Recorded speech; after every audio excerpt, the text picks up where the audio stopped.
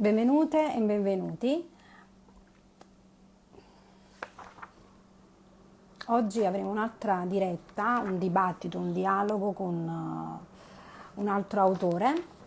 In questo caso si tratta di un'autrice, una mental coach. Io sono Sabatina Napolitano e lei si chiama Serena Fumaria. L'argomento di questo dibattito gira intorno al narcisismo. Spiegheremo che cos'è il narcisismo, che cosa si intende per narcisismo nella cultura attuale e non solo nella cultura, quindi come il narcisismo investe gran parte degli ambienti che noi in un modo o nell'altro viviamo, sia fuori che dentro. Il narcisismo, io ho pubblicato sul blog in cui scrivo, il giornale letterario.it, un articolo dove parlo e mi aiuto del narcisismo attraverso dei libri. Ho riletto Freud con Introduzione al narcisismo, Bollati Poringhieri, poi ho riletto Guido Mazzoni, I destini generali, la terza, e ho riletto anche Arcipelago N, Variazioni sul narcisismo di Vittorio Lingiardi. Ehm,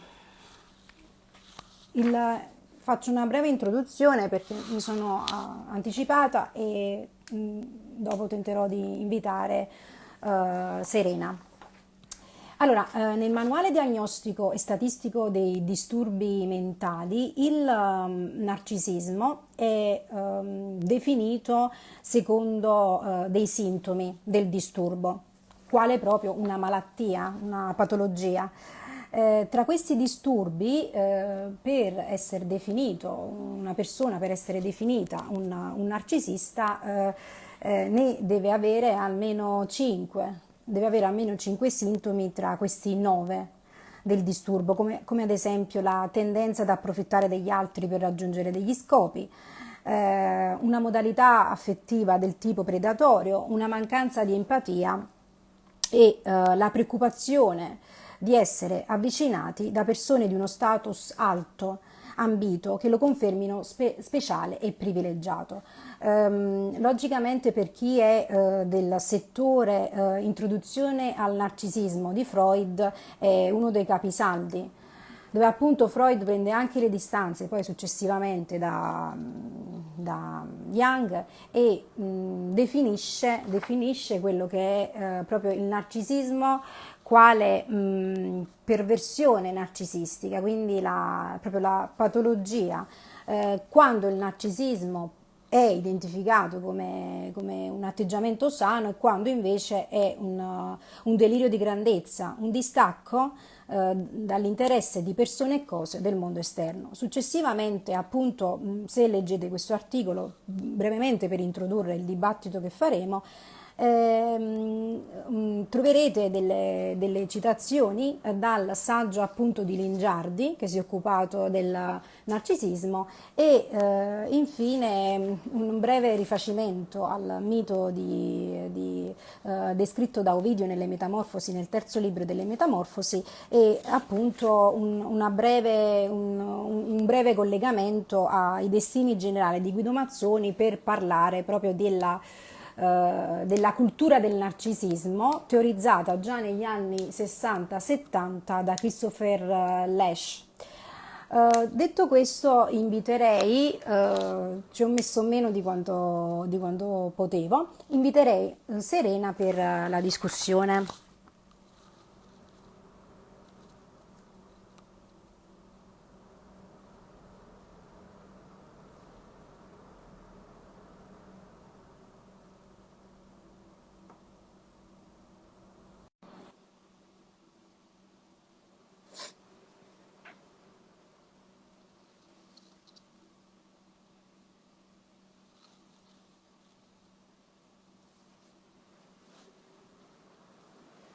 Serena, ho tentato di invitarti, spero di esserci riuscita.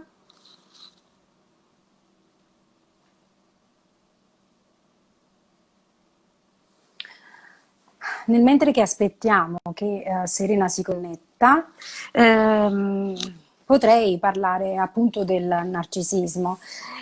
Il narcisismo in teoria, vediamo.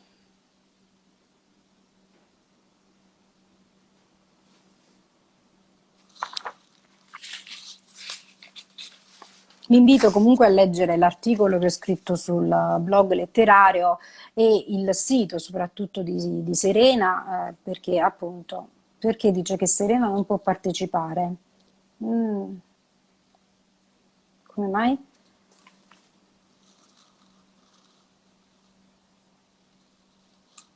Reinvitiamola.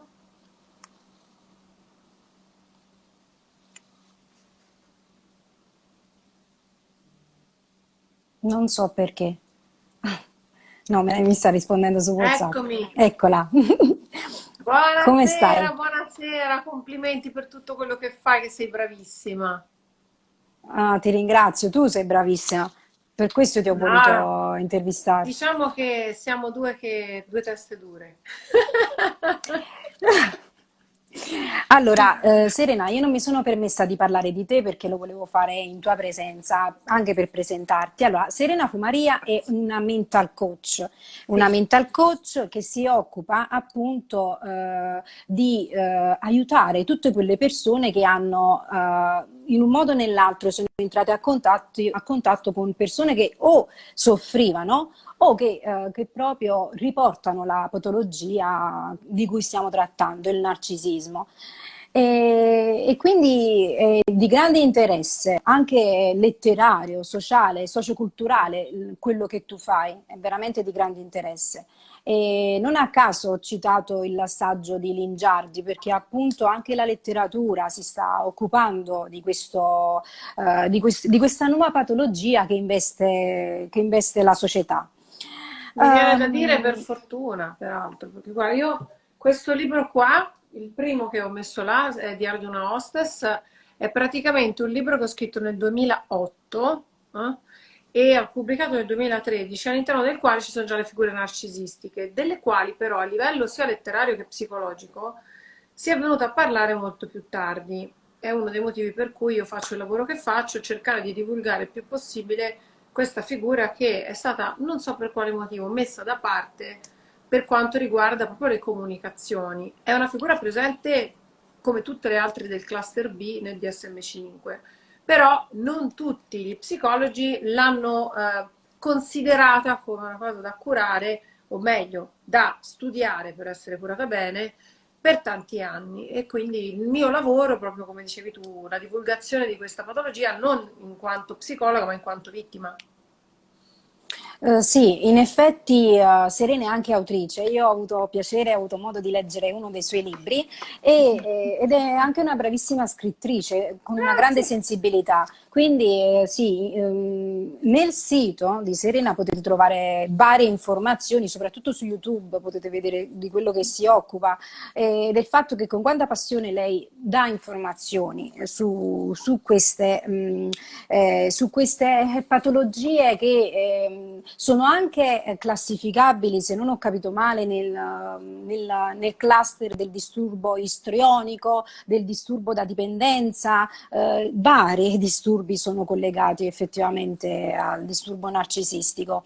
Allora, quindi abbiamo definito, Serena, insieme che il narcisismo è un disturbo patologico, anzi tu mi hai È un incentivato ad disturbo approfondire di questo argomento. personalità, viene definito Sì. proprio disturbo di personalità, quindi un'organizzazione di personalità del cluster B, che ovviamente psicoterapeuti, psicologi, psichiatri studiano per le loro attività e che possono ovviamente affrontare. Io come coach non affronto questo tipo di patologia perché non mi è consentito e non sarei comunque all'altezza, però conosco molto bene la dinamica narcisistica non come tecnico, ma come persona e come vittima, perché ne ho avuti tanti nella mia vita e ancora oggi ne ho tanti nella mia vita e molte di queste persone le amo tantissimo, quindi è una cosa strana quella che sto dicendo, cioè vorrei smettere di fare la caccia alla strega come fanno tutti. Il narcisista è una persona con un disturbo di personalità. Da parola disturbo non l'ho detta io ovviamente, è ovviamente specificata dai testi, dice qualcosa di chiaro, cioè noi ce l'abbiamo con loro perché ovviamente sono molto violenti dal punto di vista sia mentale che psicologico che spesso anche a livello fisico, però questa persona di cui stiamo parlando è una persona con un disturbo e come tale andrebbe trattata anche da colei o colui che viene definito vittima in tanti dei Certo. nostri video.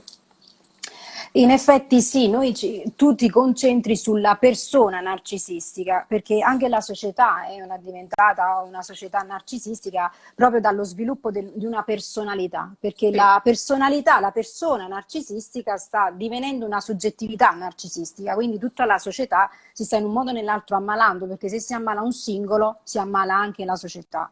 sì.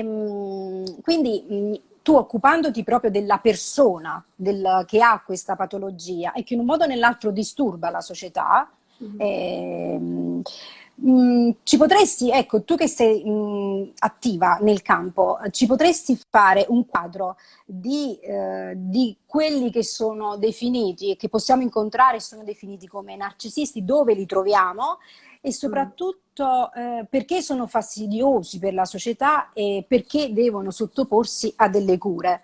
Come si individua il narcisista, perdonami, negli ambienti, fuori? Allora, mi hai fatto tre domande, una più interessante dell'altra. Prima di tutto, il narcisista patologico è, sempre parliamo del narcisista patologico, ma inteso come uomo e donna, è la malattia o comunque è la patologia definita così. Quindi stiamo parlando sia dell'uomo che della donna. Considerate che per quello che è la mia esperienza personale, quindi le persone che arrivano all'associazione o le persone che arrivano attraverso YouTube per un sostegno, nei miei confronti io sono un coach, come dicevo prima, le persone che arrivano da me sono il 60% donne e il 40% uomini e molti degli uomini non chiedono aiuto. Quindi ricordatevi che il narcisista patologico non è uomo e donna, ok? Si sta parlando di entrambi i generi, quindi senza distinzione. Quando si parla quindi in questa sede di narcisismo patologico, di narcisista patologico intendo entrambi i sessi. Quindi ovviamente entrambi i sessi si trovano un po' in tutta la nostra società, come dicevi tu, perché Sì. mentre prima chi aveva questo tipo di disturbo, che come spiegheremo dopo, va a intaccare la serenità dell'essere umano che vive serenamente nella società, ad oggi, prima questo tipo di persona non veniva lasciata disturbare, cioè se voi pensate alla società anche 20-30 anni fa, se c'era una persona particolare in un paese, quella persona particolare veniva additata e isolata, ok?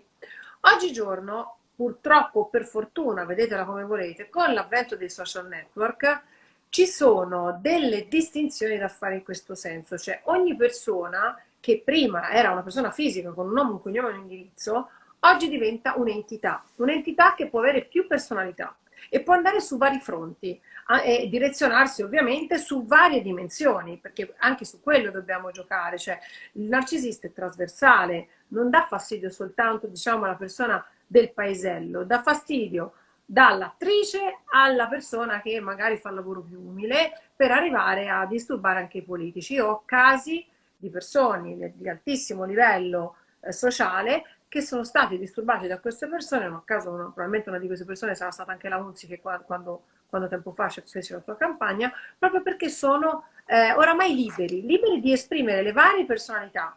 Sappiate che il narcisismo patologico preclude una reale personalità, cioè il narcisista ha una serie di maschere che mette su di sé, sulle quali lavora per costruire interesse nelle sue vittime. E le vittime sono molteplici. Ecco perché sembrano così tanti, perché essendo persone che lavorano su più fronti e su vari livelli, verticalmente, orizzontalmente, una sola persona può disturbare centinaia di persone in un anno. E questo è il motivo per cui sembrano così tante. Poi a sentire anche gli psicologi, gli psichiatri con i quali collaboro nell'associazione, mi dicono che c'è la tendenza a una crescita esponenziale di questo tipo di patologia, perché arrivano magari da loro, come stavi dicendo tu, per curare delle cose che magari vengono imposte dalla società e poi vengono riscontrate queste patologie. Magari non vengono nemmeno ritrovate queste patologie vere e proprie all'inizio, ma vengono unite e correlate ad altre. Per fare un discorso Mm. in breve, un genitore narcisista, patologico perverso che viene allontanato dagli assistenti sociali, dalla famiglia e viene richiesto di fare un controllo, un check da uno psicoterapeuta per valutare lo stato mentale della persona, tendenzialmente arriva là con tutte altre caratteristiche enunciate dai medici o dagli assistenti sociali. Chi poi li riscontra come narcisisti patologici perversi, che sicuramente da non curi vanno a inficiare ancora di più la vita degli altri attraverso le varie patologie che hanno. Quindi possono essere narcisisti patologici correlati a borderline, che non si dice più così, oppure bipolari, che non si dice più così. Cerco di essere molto semplice nella comunicazione. Sì. Però purtroppo quello che dici tu è assolutamente vero, e purtroppo possono creare grosse difficoltà, perché fino a quando si parla di un narcisista patologico e basta, stiamo parlando, diciamo, di una persona che non è perverso e maligno, può essere difficoltoso e molto noioso da vivere come relazione. Ma quando si passa al maligno e al perverso e maligno, lì si parla anche di una persona che può sfociare in violenza non solo Sì. verbale, ma anche fisica e sessuale. In effetti ho letto anche in questo saggio di Lingiardi la Che è molto definizione di interessante. Io non l'ho letto narcisista. ancora, ma il tema è bellissimo, quello che ha trattato. La definizione del narcisista maligno, cattivo, che è pericoloso, pericoloso per la società. Ehm, sì, quindi Lingiardi, non a caso, ha definito una cultura del narcisismo, sempre riprendendo Christopher Lasch. Si parlava di un pubblico invisibile che avrebbe mosso la società a una rivoluzione globale del narcisismo. Quindi, secondo te, qual è una, un approccio possibile nel momento in cui, essendo la società narcisistica, è sempre più difficile definire il patologico, perché ora tutti quelli che vanno in palestra, al tempo di Freud era facile, erano gli uomini che si ipercuravano, erano quelli fissati, e perché la verità quindi si poteva definire facilmente un disturbo narcisistico nel momento in cui si dimostrava appunto di avere un riflesso libidico sul sé, non sugli altri. Gli altri non mi danno più piacere, se esco non mi dà piacere stare con un amico, non mi dà piacere stare con la mia fidanzata, volerle bene, non mi dà piacere stare con gli altri, mi dà piacere amarmi. Prima, nei primi anni del Novecento, il disturbo era caratterizzabile facilmente, ma in questa società dove tutti vanno in palestra, si fanno i selfie, e credo che il narcisista patologico riesca bene a mascherarsi, c'è gente che muore per farsi i selfie, infatti si parla di selficidi. In questa società, come riesci tu con l'occhio da mental coach a estrapolare da una massa il narcisista che può farti del male? Allora, da mental coach non mi viene da dirti di essere in grado di poterlo fare, da essere umano sì. Da essere umano sì, perché ho una sensibilità riguardante questa malattia o comunque questa patologia veramente altissima, proprio perché ne ho avuti tanti nella vita e ho parlato via mail o a livello fisico o a livello lavorativo con più di 25.000 persone. Quindi diciamo che questa patologia, ahimè, io la tratto non con facilità, ma la riesco a percepire, anche a prevenire. Ecco perché ho tante collaborazioni anche con gli psicologi che magari rimangono quasi scioccati dal fatto che riesco a prevenire. Ho anche casi di molti psicologi che vengono da me a parlare di questo argomento proprio perché anche loro sono stati vittime di queste persone, non è né sia psicologi che psichiatri peraltro, quindi proprio perché proprio la figura del terapeuta, inteso come queste figure importanti, sono interessantissime per i narcisisti. Ma veniamo alla domanda che hai fatto tu. È verissimo quello che dici. Diciamo che all'epoca di Oscar Wilde il ritratto di Dorian Gray racchiude il narcisismo patologico perverso, mai come nient'altro. Okay? Lui ha fatto un trattato meraviglioso e consiglio a tutti di leggere questo libro. Ma c'è anche un bel film, ma il libro secondo me è più interessante. Invece oggigiorno, in questo mondo di persone effettivamente narcisiste, siamo tutti narcisisti, se ci pensi, siamo tutti qua con i video, con gli audio, anche noi per primi, no? Siamo figli di questa socialità. Questo narcisismo, che oramai è diventato la normalità e quindi non può essere nemmeno considerato fastidioso per quello che è ormai la socialità che si è sviluppata in questa direzione, è molto diverso dal narcisismo patologico, perché il narcisismo patologico è considerabile solo ed esclusivamente quando ci sono dei tratti specifici di personalità, quali mancanza totale di empatia, sadismo, finzione, teatrino inteso come maschere, quindi sono persone che non hanno una loro vera identità, ma costruiscono un'identità perfetta per creare un mirroring. Uso questi termini inglesi perché non perché voglio fare l'anglofona, ma perché vengono definiti tali dal mercato internazionale, quindi o dal mondo internazionale. Il mirroring è quando una persona ti ascolta, ti studia sui social, e qui torniamo al discorso che dicevi tu prima nella domanda precedente a questa, sui social, sui vari video che uno fa, sulle varie cose che normalmente vive, quindi ti studiano, ti affrontano, vedono chi sei, guardano quali sono le tue debolezze e soprattutto le tue necessità. Questo tipo di persone, una volta che si approntano a voi, a noi, agli esseri, diciamo, empatici, sanno già dove vanno a colpire. E questo loro modo semplice di gestire la maschera da cambiare, proprio questa mancanza di personalità principale, gli permette di essere adattabili ad ogni forma di richiesta. Questo non vuol dire che loro siano quella persona di cui parlano, ma al contrario che raccontano delle grandissime bugie. Quindi mirroring, quindi quando vi trovate davanti a una persona perfetta per voi sotto ogni punto di vista, ok? Anche davanti alle vostre richieste più assurde, quella persona là sta dandovi la possibilità di averle esaudite. Quindi questa è la prima cosa. Seconda cosa, si nota la bugia. Se voi siete empatici, sentirete qualche cosa che non funziona nella comunicazione di questa persona, perché spesso è dicotomica, cioè loro cercano di essere per voi perfetti, ma in realtà stanno mentendo, quindi qualcosa gli sfugge, okay? Come i killer, perché sono killer emozionali, qualcosa sfugge sempre. Mamma, terribile, Sì, ho detto una frase, forse terribile. parlarne così non è bello, ma è la realtà. Terza cosa, ovviamente, è l'atteggiamento che loro avranno nei vostri confronti. Com'è che vi rendete conto che avete davanti un narcisista patologico perverso? Quella persona che vi ha idolatrato, portato in giro, mostrato al mondo, fatto sentire importante, dato sicurezza, di punto in bianco incomincia, senza una motivazione valida, a cambiare atteggiamento. Quando succede questo, semplicemente la maschera è caduta, cioè vuol dire che quella persona è convinta, certa di avervi in pugno. Quando questo succede siete noiosi per loro, perché in realtà il narcisista patologico, ho fatto un video oggi su YouTube proprio su questo, e mi prendo la responsabilità di dire quello che sto dicendo, il narcisista patologico non prova sentimenti, prova solo emozioni. Quindi al momento in cui voi siete diventati cosa loro, il sentimento che loro non hanno, cioè una persona ha un sentimento rispetto a una cosa di sua proprietà, giusto? Noi ci affezioniamo anche ai cuscini, no? Loro no, loro il cuscino se non lo possono mostrare al migliore amico o a qualcuno che comunque gli fa notare di essere un figo perché c'ha il cuscino, non gli serve più, quindi lo prende e lo butta. Ecco, così fa quelle persone. Perché loro vivono d'emozione. Perché Quindi è un ve ne rendete disturbo conto, serio, perché perché non questo è un disturbo percepite. serio, Certo che Serena, è un cioè disturbo. ricordiamolo, è un disturbo che va curato. Va Sono curato, ma va personalità curato malate. soprattutto per loro, perché allora loro fanno del male alle vittime, ma noi siamo in tantissimi, ti posso assicurare.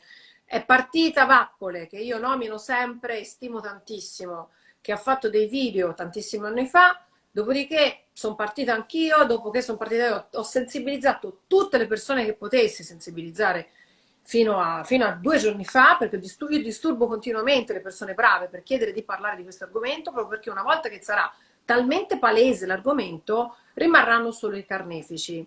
Mm? La vittima, quando è consapevole, è salvificata.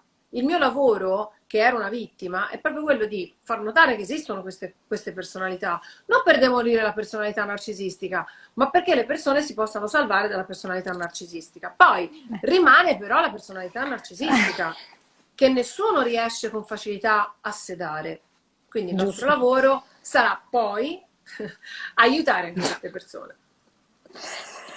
È una bella sfida, Mm. immagino, è una bella sfida. Sì. Io non posso Ehm, fare nulla, ma ci sono tecnici bravissimi che lo faranno sicuramente anche seguendo quelle indicazioni che, grazie a tanti narcisisti che mi scrivono e a tante persone che mi in che parlano della senso tu non puoi dinamica. fare nulla? E io non posso fare nulla in Tu quanto fai molto.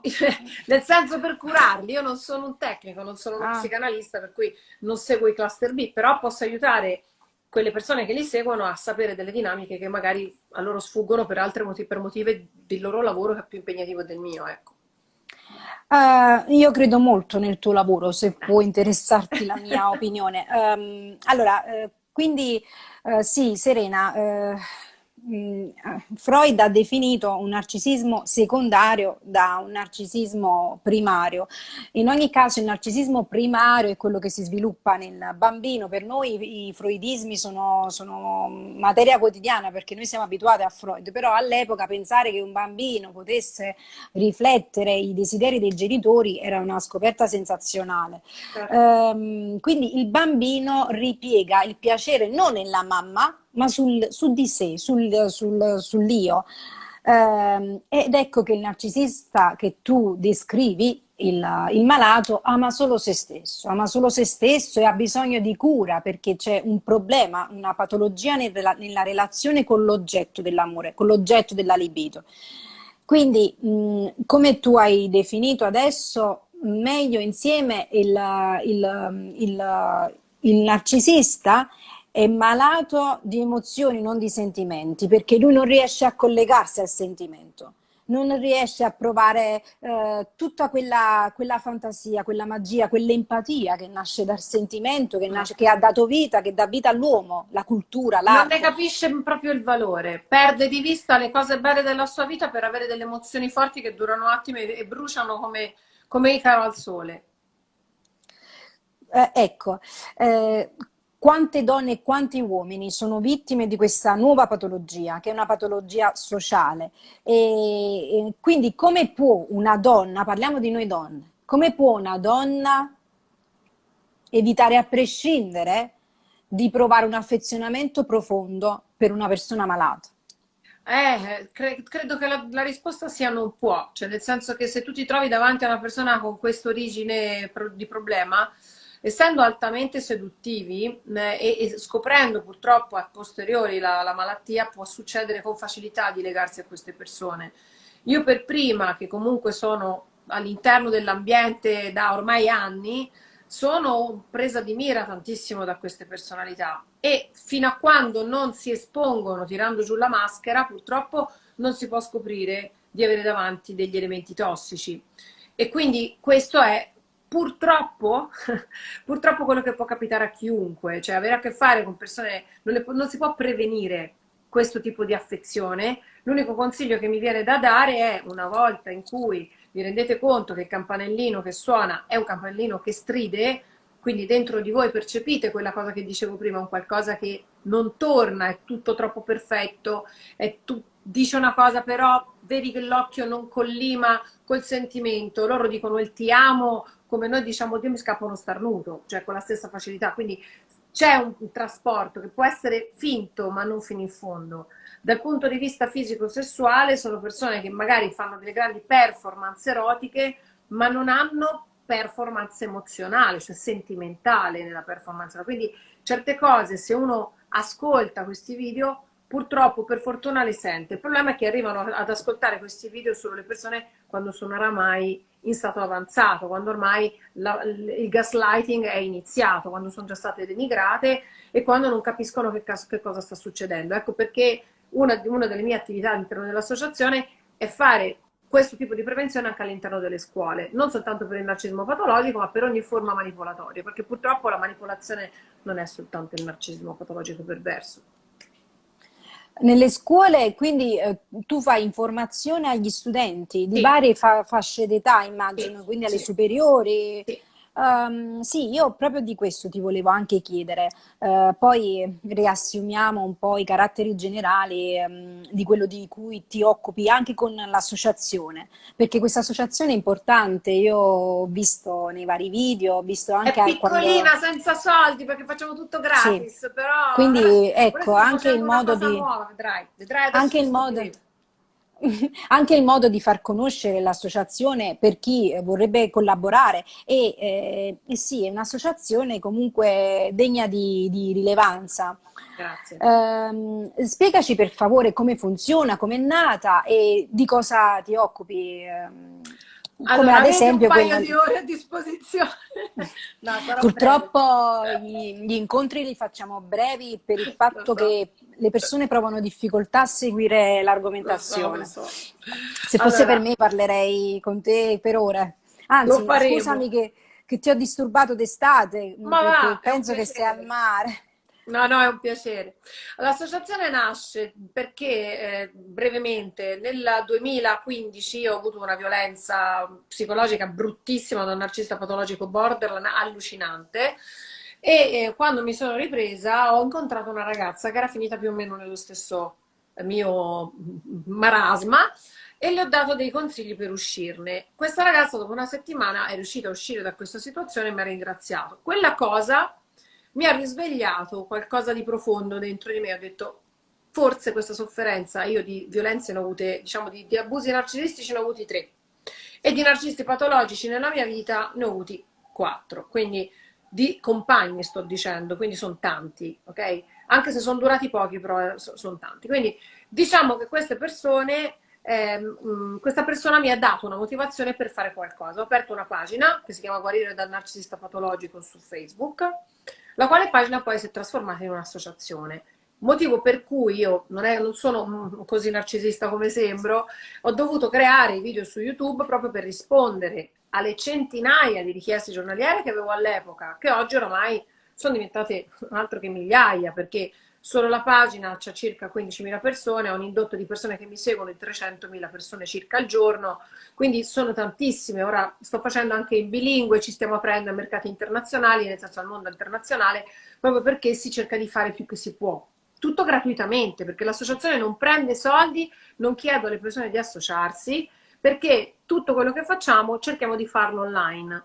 Le poche cose che ci sono che non sono online, che quindi sono degli eventi fisici, sono tutti correlati all'arte, in quanto io adoro dipingere, scrivere, eccetera, eccetera, sono correlati all'arte perché per me l'arte è una forma di recupero proprio dal post-trauma, per me lo è stato. Quindi facciamo degli eventi bellissimi con delle bellissime gallerie d'arte a Miri, anche in Svizzera abbiamo lavorato, abbiamo fatto questa cosa e tutto quanto si autofinanzia attraverso i nostri aiuti gratuiti che ci fanno, quindi ci regalano l'acqua, ci regalano tutto, perché in realtà il lavoro che facciamo è un lavoro nobile e ripeto, l'associazione non ha centesimi nel conto, motivo per cui l'ultimo libro l'abbiamo messo come guadagno dell'associazione perché non riusciamo, cioè non chiedendo denaro ovviamente ha bisogno anche di essere sostenuta.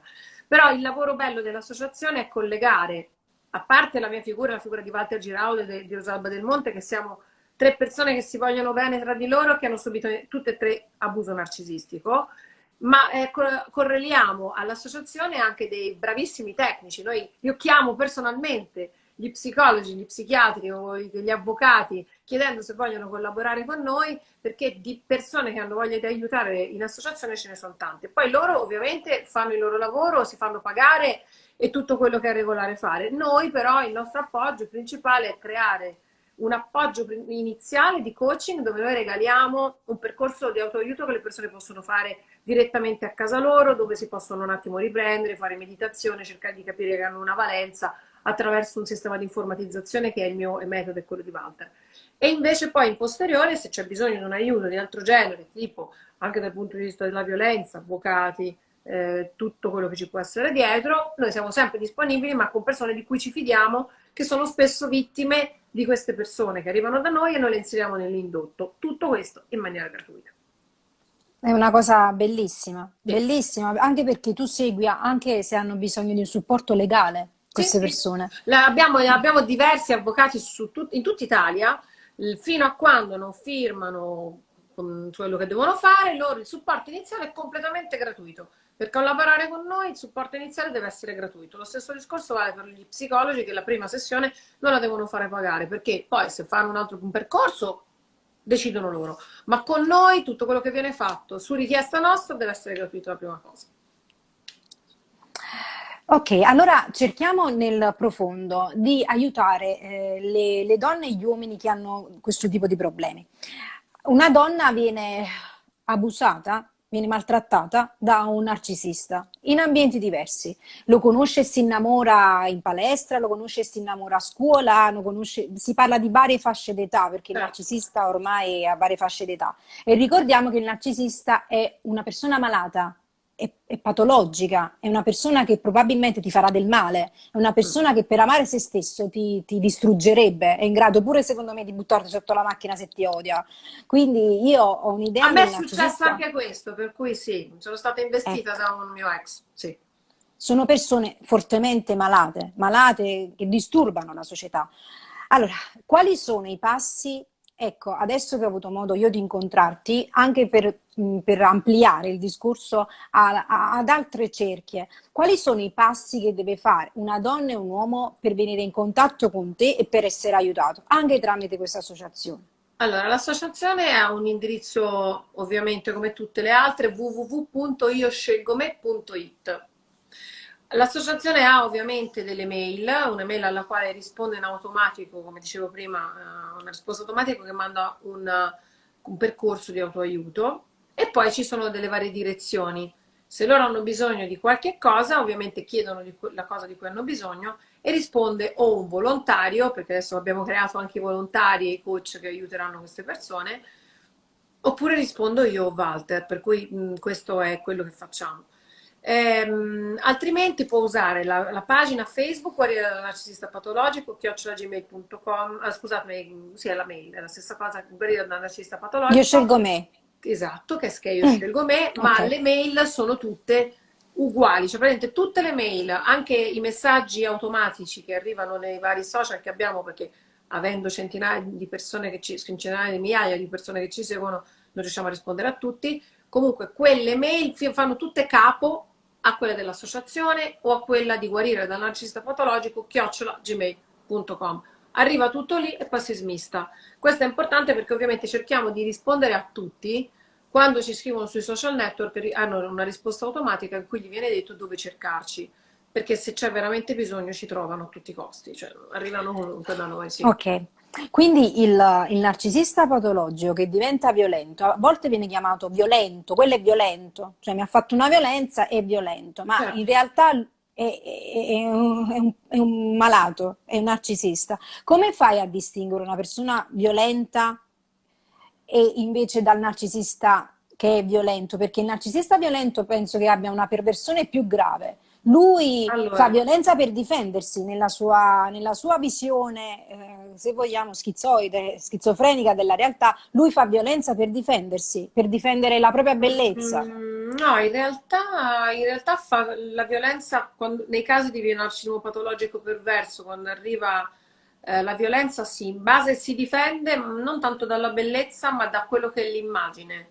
esterna, cioè non dalla sua bellezza, ma da quello che gli altri pensano. Nel mio caso, quando tanto io ne parlo senza problemi, io ho avuto 2 violenze da una persona, come ti dicevo, prima sono stata investita, la seconda sono stata quasi ammazzata, strangolata.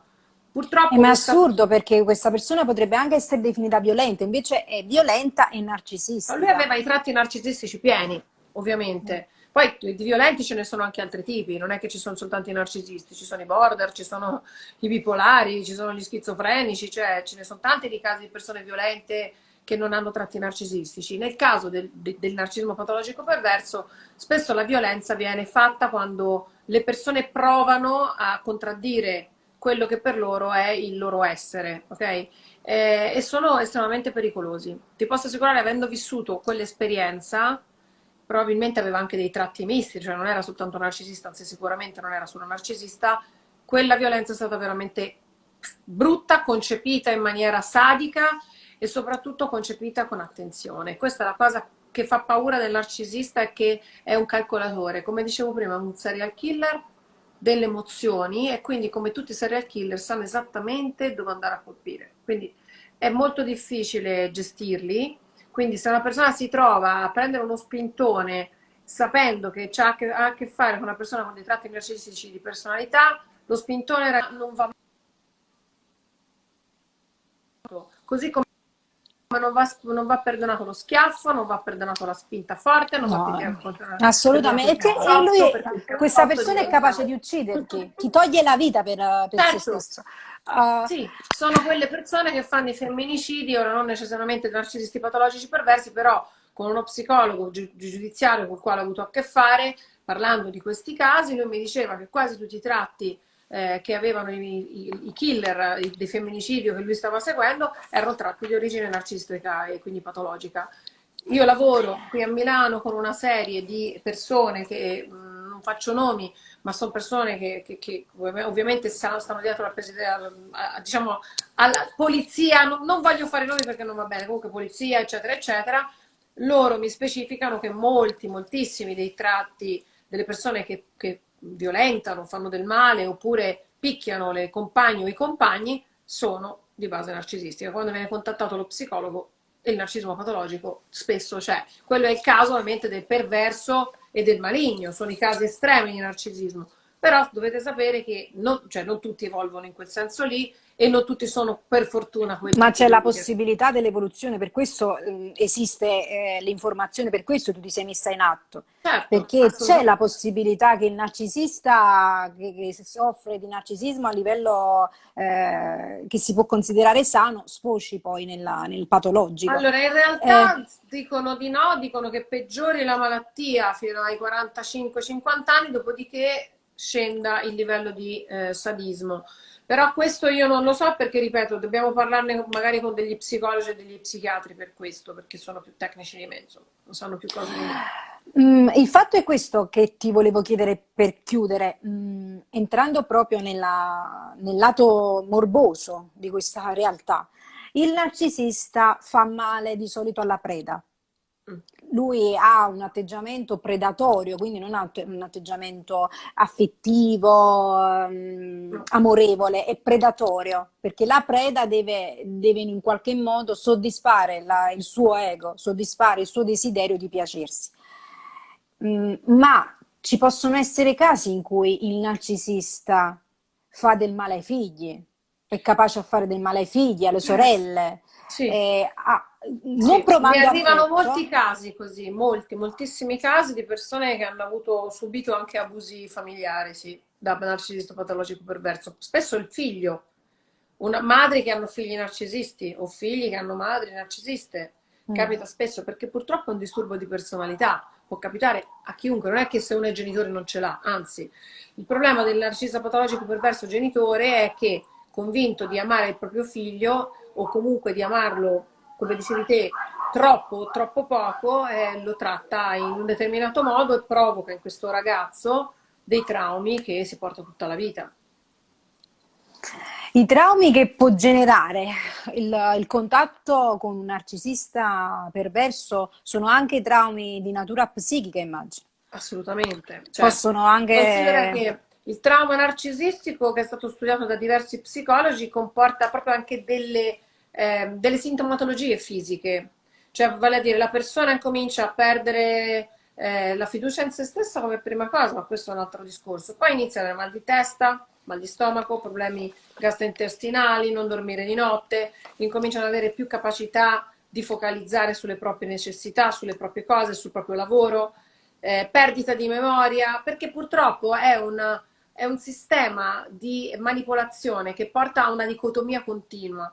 La dicotomia continua stanca mortalmente e provoca uno stress che, come dice, oggi stamattina ho parlato con una psicologa di questo, che significa comportare un post-traumatico, cioè il narcisismo patologico perverso che manipola la vittima le comporta una patologia che viene definita post-traumatico, cioè post-traumatica, cioè come se avesse subito un incidente, come se avesse subito un lutto, ok? Però Quindi, che se la porta dietro convivendoci, ancora peggio. certo, se la porta dietro convivendoci Ci si non inizia a l'affronta. convivere perché si è convinti che quella personalità è una personalità da non... perché un cane che si morde la coda, da non criticare, perché non si fanno criticare, i narcisisti hanno paura della critica in Certo. generale, di qualsiasi persona possa No, ma non te lo criticarli, anche... permettono perché ti rendono talmente, cioè loro ti sviliscono talmente tanto da mettere la persona in condizione di pensare di essere lei in errore. Ecco, quindi questa è la cosa importante. Quando vi trovate qui, voi dovete scappare. Quando una persona che vi amava fino a un minuto fa arriva a dirvi l'opposto di quello che ha detto un minuto fa perché gli fa comodo, quella si chiama manipolazione, ok? Quando una persona vi fa credere che al posto di questo quadro qua dietro c'era un orologio ieri, quella è manipolazione, ma è anche violenza psicologica. Quindi andate alla ricerca, se vi succede di subire questa forma di dolore, di sofferenza, di quello che state facendo, vi sta succedendo, perché vi renderete conto di dinamiche che vi possono proteggere. Il problema grave è che spesso la vittima, essendo vittima e quindi dipendente affettivo di questa personalità, perché c'è anche questa cosa unita, c'è non anche il vuole disturbo di vedere la dipendenza. violenza. Ecco.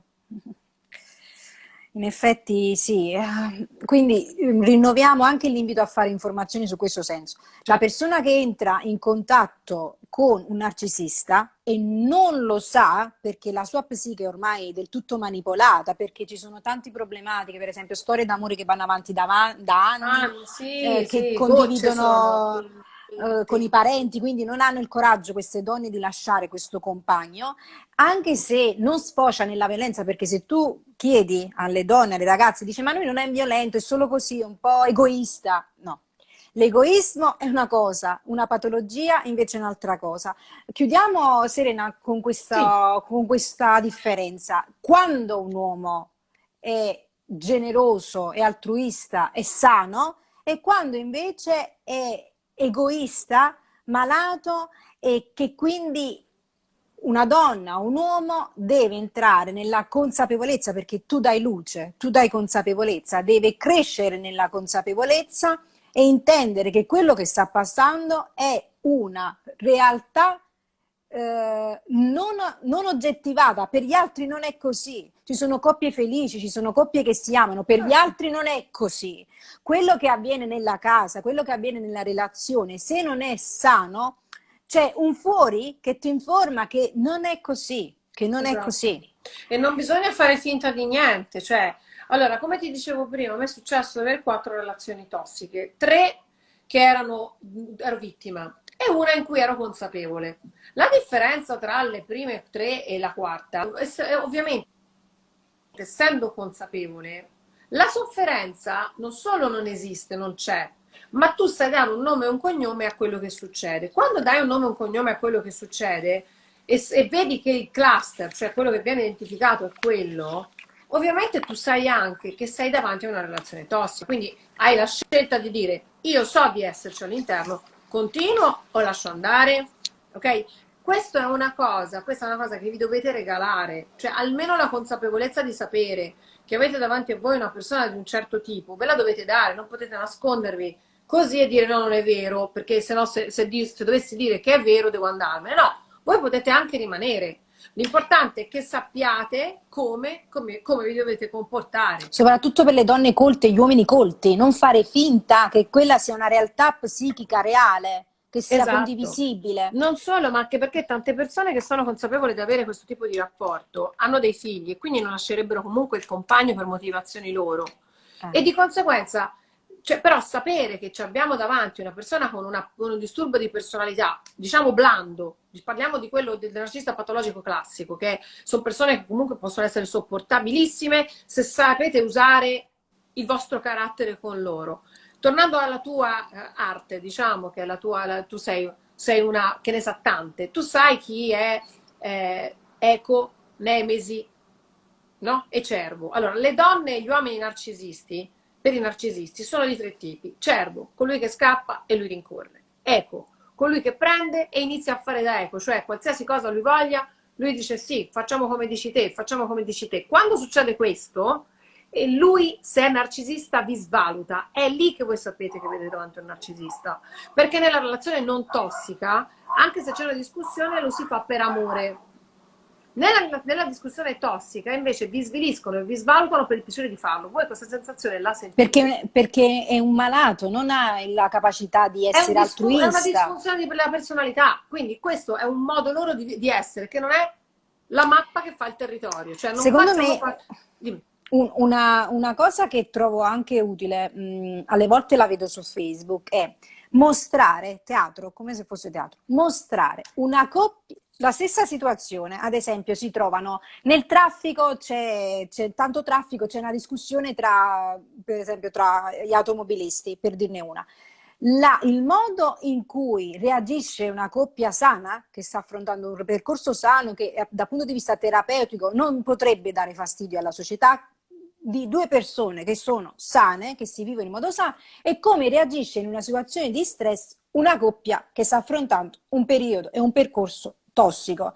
Ecco, vedere questa scena, vedere veramente questi video di queste persone, come si comporterebbe un uomo se, come si comporterebbe una donna se, e renderti conto invece della tua dimensione, della tua realtà, quello ti fa anche essere consapevole, il vedere che tu sei o chiuso in una realtà che non esiste. Non esiste. Quello che vivi tu e ti convinci di viverlo perché lo senti, purtroppo non è vissuto dagli altri, non è condiviso dagli altri. Parlarne è la chiave, Eh sì, soprattutto per vincere queste perché paure, ti perché rendi alle conto volte della differenza tra te e il resto del mondo, chiaro. perché quella relazione potrebbe darsi che sia una relazione nevrotica, una relazione psicotica, perché poi il narcisista nella coppia tende anche a sviluppare verso l'esterno la patologia, magari Certo. ti fa vedere persone terze come non sarebbero, ti fa Certo, ti allontanare dalle triangola, no? Ti amiche, mette in condizione di ti isola. allontanarti, chiaro, fa di tutto perché tu possa rimanere Perché è nel un suo... atteggiamento nevrotico e psicotico, ossessivo. Ci sono tante,